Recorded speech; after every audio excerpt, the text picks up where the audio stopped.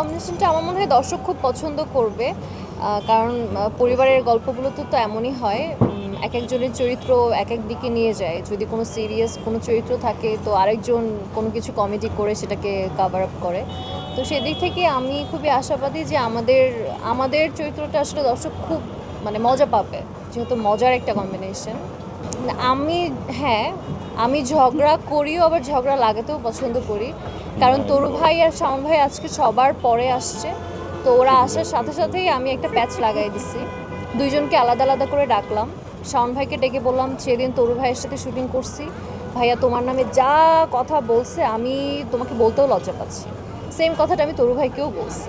এরপর ওরা দুজন ওই সাইডে গিয়ে কথা বলছে। হ্যাঁ, এই জন্য তারা এখন দুইজন দুই পাশে। হ্যাঁ। কোনটা? না, আমি এবার শোনার ক্ষেত্রে সিলেক্টিভ। না, তোর ভাই এটা বলে নাই। তোর ভাই বলছে সবাই এটা বিশ্বাস করে, কিন্তু আমি বিশ্বাস করি না এটা ট্রু।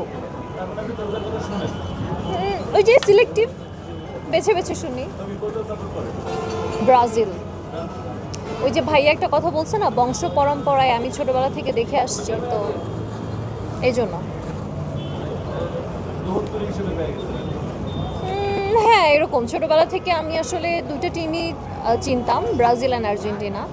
তো কাকা অনেক সুন্দর ছিল আর আমার ফর্সা মানুষ খুব পছন্দ, এই জন্য আমি ব্রাজিল সাপোর্ট করি। কাকা তো অনেক সুন্দর। অফকোর্স কাকা, তো সবাই জানে। এখনো পর্যন্ত কোনোটা দেখা হয়নি, বাট আমি রোহিত দেখবো, রোহিত নিয়ে আমি অনেক এক্সাইটেড। আর বনলতা দেখবো, আর আরেকটা যেন কী দেখবো, রকস্টার দেখবো।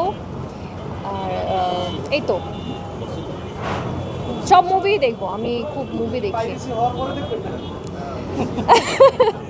না না না, সবাই তো প্রিমিয়ার শো করলে তো ইনভাইট করে, তো সেই ক্ষেত্রে ওইটার একটা চান্স আছে, আর ওইটা যদি মিস হয়ে যায় তাহলে হলে গিয়ে টিকিট কেটে দেখবো।